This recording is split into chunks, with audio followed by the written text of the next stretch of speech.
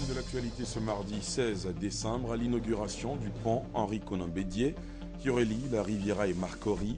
Inauguration faite il y a quelques instants par le président Alassane Ouattara.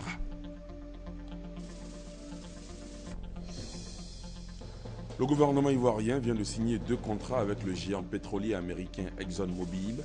La convention de signature de partage de production concerne 2 blocs pétroliers en offshore.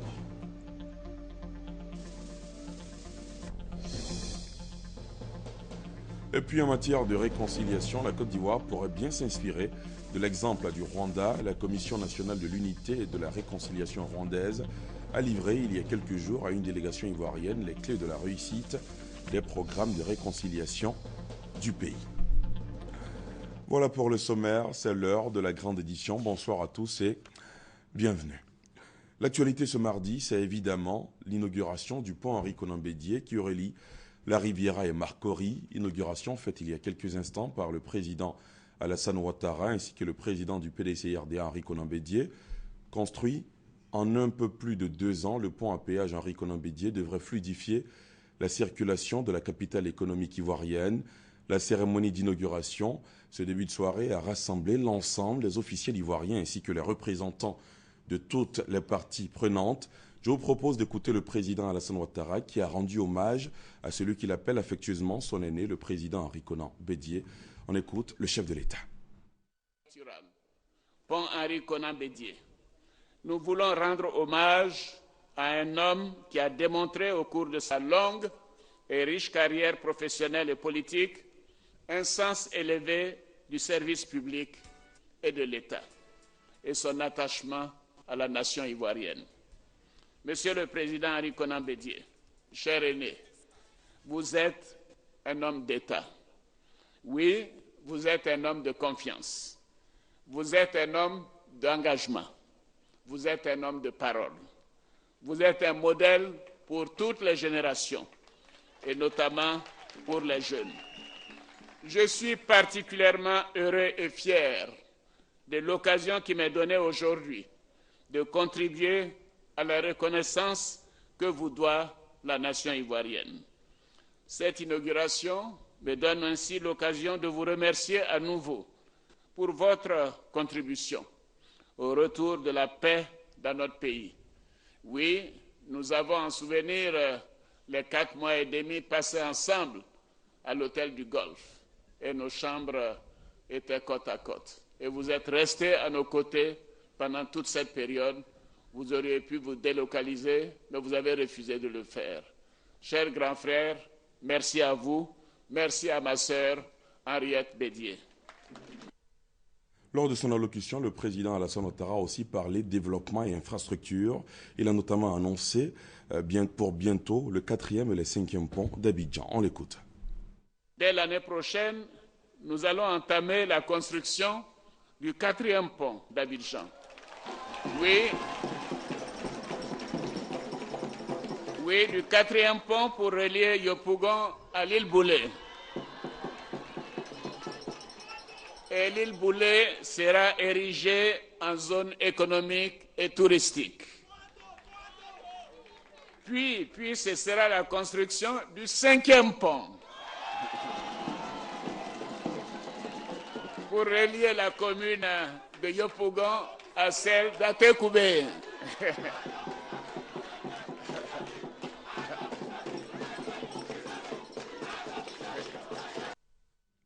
Le président Henri-Konan Bédié, dont le 3e pont porte le nom, s'est dit fier et heureux d'être celui dont le pont porte le nom. Je vous propose également d'écouter le président du PDCI-RDA.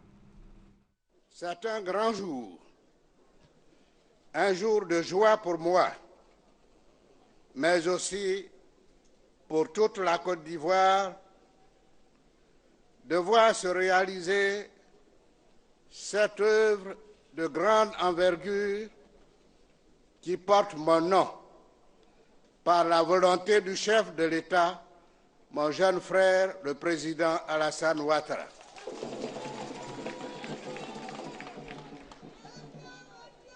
L'œuvre est immense et belle. Cet ouvrage révolutionnaire vaut à lui seul 2 mandats présidentiels pour son grand réalisateur.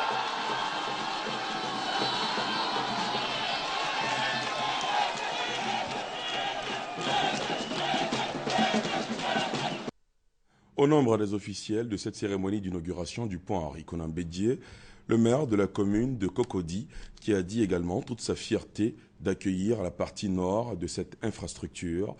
Nous écoutons le maire de la commune de Cocody.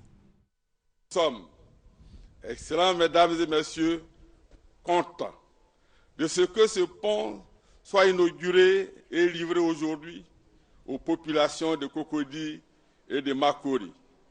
Le pont Henri Konan Bédié symbolise la communication, l'entente, l'union et la solidarité entre ces 2 communes sœurs.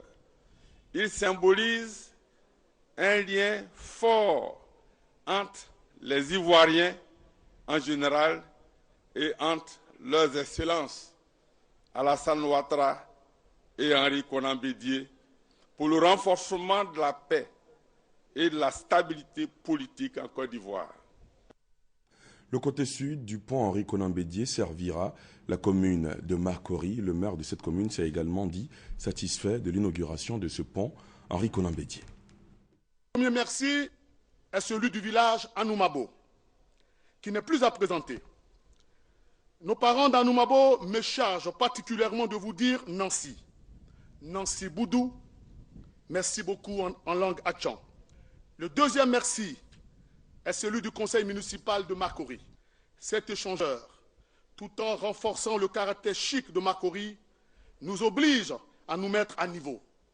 Merci, Monsieur le Président, de contribuer significativement à l'embellissement de notre commune. Le pont Henri Konan Bédié, qui compte 6 voies, 2 fois 3 voies, mesure à lui seul 1,5 km. Selon les promoteurs du projet, ce nouvel axe permettra d'économiser 1,8 million d'heures d'embouteillage par an, autant d'informations qui réjouissent les populations. Justement, elles étaient des milliers ce début de soirée à vouloir assister en personne à cette inauguration. D'autres se sont même mises à la marche pour rallier le lieu de l'événement. Les à côté de cette cérémonie avec Michel Digré. Il est 14h ce mardi, à 2 heures de l'inauguration du pont Henri Konan Bédié. De longues files de voitures en partance pour la cérémonie, coincées dans des bouchons. L'ultime moyen pour être à l'heure, c'est la marche, peu importe le statut. Je marche avec joie, avec fierté, parce que je sais que le travail que nous allons inaugurer, c'est le travail efficace du président de la République. Pour que je marche pour venir, c'est que je suis content de ce qui s'est fait. C'est une joie de donner son temps à venir inaugurer le 3e pont d'Abidjan. C'est vraiment une joie. S'il fallait passer depuis le matin, c'est-à-dire 6 heures jusqu'à arriver maintenant, je l'aurais fait. Je suis resté pendant plus de 45 minutes de bouchons. Donc, c'était difficile? C'était difficile, mais je voulais arriver ici et je suis arrivé. J'ai marché pour venir de l'arrivée Palmeraie jusqu'ici. Ça ne vous a pas fatigué? Bon, un peu fatigué avec l'enfant, mais c'est pas grave. Vous n'avez pas voulu vous faire raconter l'événement? Non, non. Je voulais venir voir moi-même, de mes yeux. Une mobilisation à la hauteur de la fierté des structures ivoiriennes qui ont participé à la réalisation des travaux. Il faut dire à ce public-là que c'est un public formidable. C'est un public qui doit croire aux ambitions du président de la République. Il y aura des projets de grandeur et de complexité similaires. Nous espérons que l'émergence à l'horizon 2020 sera possible et ce sera possible qu'avec l'exécution et la réalisation des projets d'envergure pareille. Et c'est un public merveilleux qu'il faut applaudir, je pense. Tous les Ivoiriens doivent être fiers de l'ensemble de ce qui a été fait. La construction du pont Henri Konan Bédié a pris un peu plus de 2 ans depuis le lancement des travaux en septembre 2011. Mais auparavant, il aura fallu plus de 14 années pour boucler le financement. Un processus interrompu en 1999 après la pose de la première pierre, suite au coup d'État qui a engendré le désengagement des prêteurs, le financement de ce pont vu par Lansine Bakayoko et Adama Koné. C'est à Paris, le 28 juin 2012, que le financement du 3e pont a été bouclé, 16 ans après le début du projet. Les 126 milliards de francs CFA nécessaires à la construction ont été apportés sous forme de dettes et de fonds propres. Les partenaires au développement ainsi que des entreprises privées ont participé à sa réalisation. Clé de répartition, la Banque africaine de développement 20%, la Banque ouest-africaine de développement BOAD et la Banque d'investissement de la CEDEAO 13%, Africa Finance Corporation 5%, la Société néerlandaise pour le financement du développement 4%, la Banque marocaine du commerce extérieur 4%, ainsi que des investisseurs privés comme le pétrolier Total. L'État ivoirien, principal actionnaire, a mobilisé 50 milliards de francs CFA. Le groupe de la Banque mondiale, par le biais de son institution, l'Agence multilatérale de garantie des investissements MIGA, a fourni des assurances sur les prises de participation et les créances subordonnées. Ces assurances couvrent pendant 15 ans les risques d'expropriation, de troubles civils, de rupture de contrat et de restrictions sur les transferts. Cette aide de la MIGA a été déterminante pour obtenir la participation du secteur privé dans un environnement où la perception du risque était jugée élevée. Le projet, lui, est structuré comme un partenariat public-privé et est mis en œuvre dans le cadre d'un accord de concession, de construction, exploitation, transfert Build, Operate, Own and Transfer BOT de 30 ans entre l'État ivoirien et la société concessionnaire du pont Riviera Marcory Socoprim, filiale du groupe Bouygues. Le BOT, c'est un mécanisme de contractualisation entre l'État et un privé pour la réalisation d'un ouvrage, pour la réalisation d'un service. L'intérêt d'une telle procédure, c'est de permettre à l'État de réaliser des ouvrages, de réaliser des services très importants en termes de coûts en relation avec le privé. À côté des financements qu'il peut mobiliser, plus toutes les facilités que l'État peut apporter, contribuent à la mise en place d'infrastructures dans des règles de l'art et de façon très très optimale. La qualité du montage financier qui a permis la réalisation du pont Henri Konan Bédié a valu au Premier ministre de recevoir en novembre 2013 le prix international qui récompense les meilleurs projets de l'année. D'autres informations sur l'inauguration du pont Henri Konan Bédié pourront vous être livrées d'ici le terme de cette édition. Infrastructure et développement humain pour une Côte d'Ivoire émergente, c'est le thème de la conférence internationale qui s'ouvre à Abidjan demain jusqu'au 19 décembre prochain. Experts nationaux et internationaux, organismes spécialisés dans l'aide au développement vont se retrouver pour faire des propositions en vue d'une croissance économique harmonieuse en Côte d'Ivoire, alliant infrastructures de base et richesse humaine. C'est Sephora Zegui, Serge Colléa. Sur la route de l'émergence de la Côte d'Ivoire, la construction d'infrastructures de développement de base doit constituer le socle de la croissance et de la richesse humaine. Réaliser des ouvrages pour répondre aux préoccupations des populations doit être la priorité des gouvernants. C'est l'analyse faite par le cabinet KPMG, initiateur de la conférence internationale autour du thème « Infrastructure et développement humain pour une Côte d'Ivoire émergente ». Alors, il s'agit ici, en fait, à travers cette conférence et le choix de ce thème, de trouver en fait un sujet qui apporte un ancrage réel entre la croissance économique et le développement humain. L'idée ici, c'est de pouvoir arriver à une Côte d'Ivoire qui est solidaire, avec donc une croissance qui est soutenue et durable, et un partenariat social fort. Acteurs et organismes spécialisés dans l'aide au développement, experts nationaux et internationaux, vont réfléchir sur la question à Abidjan du 17 au 19 décembre. L'idée est d'amener les décideurs à faire de la Côte d'Ivoire un pays économiquement solidaire où toutes les couches de la société bénéficient des effets de la croissance économique. Dans l'actualité également ce mardi, la signature de 2 contrats entre le gouvernement ivoirien et le géant pétrolier américain ExxonMobil. La convention de signature de partage de production concerne 2 blocs pétroliers en offshore, Sidonie Ouaka Davila. La Côte d'Ivoire renoue avec la plus grande compagnie de l'industrie pétrolière ExxonMobil. Ce retour est marqué par la signature de 2 contrats de partage de production dans l'offshore ultra profond. Des contrats accompagnés de la signature de 2 protocoles d'accord. ExxonMobil remonte loin dans l'histoire de l'Afrique de l'Ouest et en Côte d'Ivoire spécifiquement, où nous avons été les premiers à trouver et à développer des gisements pétroliers dans ce pays. Et c'est un vrai plaisir pour nous d'être de retour. La cérémonie qui nous réunit est relative à la signature de 2 premiers blocs, CI 602 et CI 603, en eau ultra profonde. Avec ces deux signatures, la Côte d'Ivoire enregistre depuis 2011 22 nouveaux contrats de partage de production signés. Pour les autorités ivoiriennes, la signature de ces deux premiers contrats est la réponse concrète de la mission de prospection économique effectuée par le Premier ministre dans le pays de l'Ompsam en octobre dernier. C'est donc l'occasion pour moi de renouveler à nos amis et partenaires américains nos sincères remerciements. Je salue surtout leur engagement à participer activement à la mise en œuvre de l'important programme du gouvernement pour la révolution énergétique dans notre pays. Notre pays entend donc se positionner au cours des prochaines années comme un hub énergétique par notamment une valorisation plus accrue de sa production donc de gaz naturel. Daniel Cablon-Duncan forme le vœu que ce contrat ouvrira des voies à d'autres contrats tout aussi fructueux. Le gouvernement ivoirien dit être préoccupé par la sécurité sanitaire des aliments.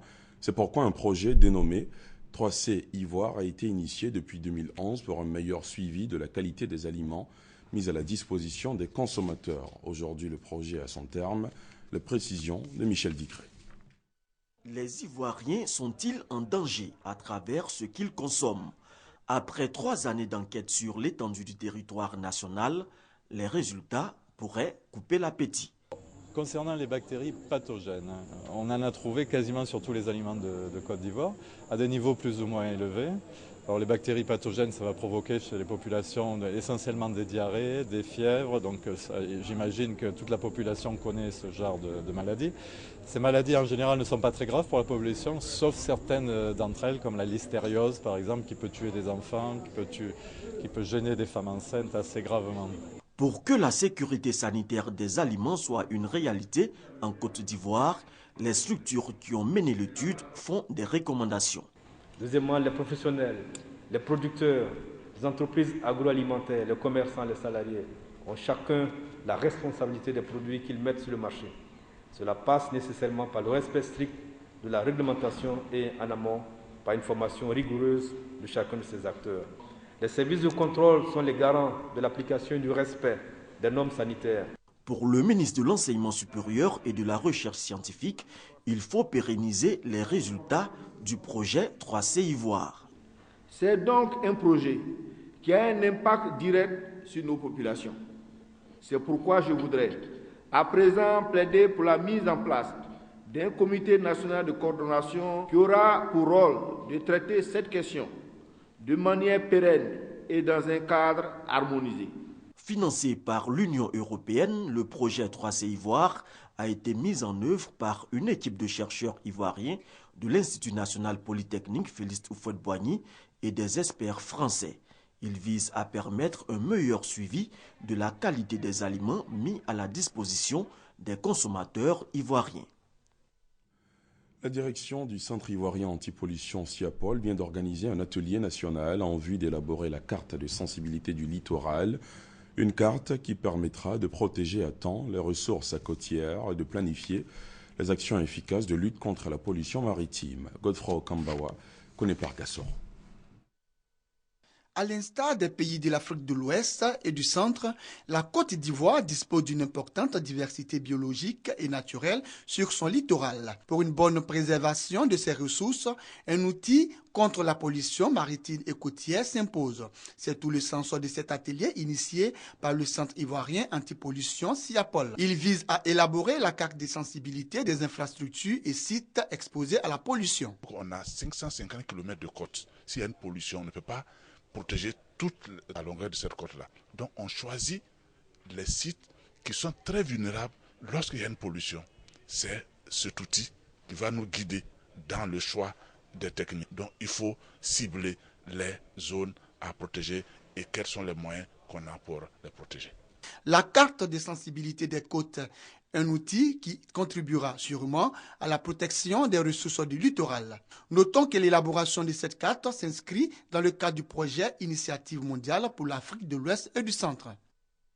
Le système LMD et l'employabilité, mythe ou réalité, ce thème était au centre de la 5e édition du Salon de l'enseignement supérieur de Côte d'Ivoire. Il s'agit pour les initiateurs de mettre en place un cursus de formation souple, efficace et diversifié, offrant à l'apprenant une possibilité d'insertion professionnelle. On fait le point avec Konepar Gassoro. Marie est étudiante à l'université Félix Houphouët-Boigny de Cocody. En licence 3 à l'UFR, Management des organisations, elle espère obtenir un emploi après ses études avec le nouveau système licence master doctorat LMD. Il y a des entreprises qui nous ont promis, nous ont dit que c'est la meilleure formation par rapport aux grandes écoles qui ne pratiquent pas ce système. Donc, on croit à ce système. En vue de montrer à l'ensemble de la communauté universitaire que le système LMD favorise l'employabilité des apprenants, un salon de l'enseignement supérieur sur le dit système est initié. Pour le ministre Niamien Konan, la question de l'emploi doit être au cœur de l'enseignement. Dans l'espace universitaire, je voudrais que nous ayons un seul commandement. C'est-à-dire quand on sort, il y a les 10 commandements. Mais ici, il y a un seul commandement. Faire en sorte que quand les jeunes ont fini leur diplôme, qu'ils ont fini le LMD, ils trouvent... En matière de réconciliation, la Côte d'Ivoire pourrait bien s'inspirer de l'exemple du Rwanda, pays qui a connu l'un des génocides les plus meurtriers du XXe siècle avec plus d'1 million de morts, mais il est aujourd'hui réconcilié. Les responsables de la Commission nationale de l'unité et de la réconciliation rwandaise ont livré il y a quelques jours à une délégation ivoirienne les clés de la réussite des programmes de réconciliation du pays. C'était à la faveur d'une rencontre. Christelle Mena. 20 ans après les génocides, aujourd'hui les Rwandais sont réconciliés. Les clés de cette réconciliation sont à rechercher dans une stratégie qui a favorisé le retour des exilés rwandais. Une stratégie soutenue aussi par une volonté politique des autorités et des partis politiques lassés de s'opposer sans raison aux réformes constructives.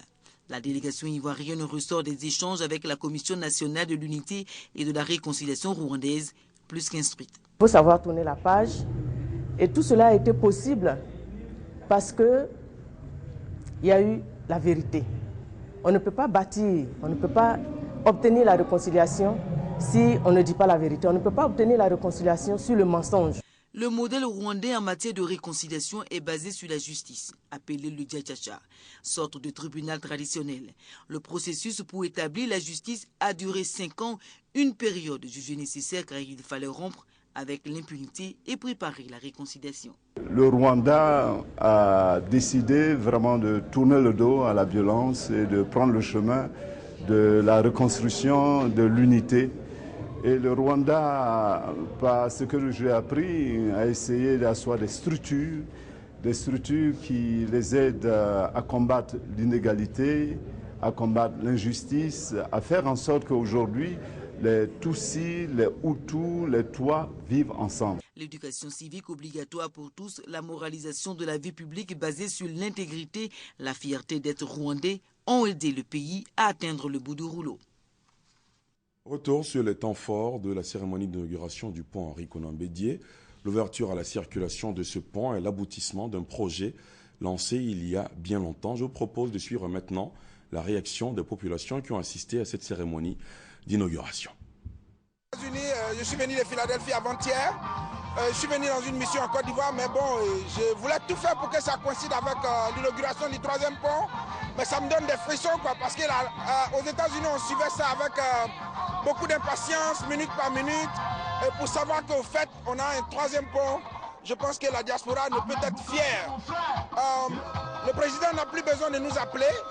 Je crois que ça nous appartient maintenant de venir par nous-mêmes. Je voudrais très sincèrement, au nom du RDR Cocody, remercier le président Henri Konan Bédié et son jeune frère Alassane Ouattara d'avoir conçu ce joyau architectural pour la Côte d'Ivoire. Comme l'a dit le président Bédié, Alassane Ouattara est un bâtisseur infatigable.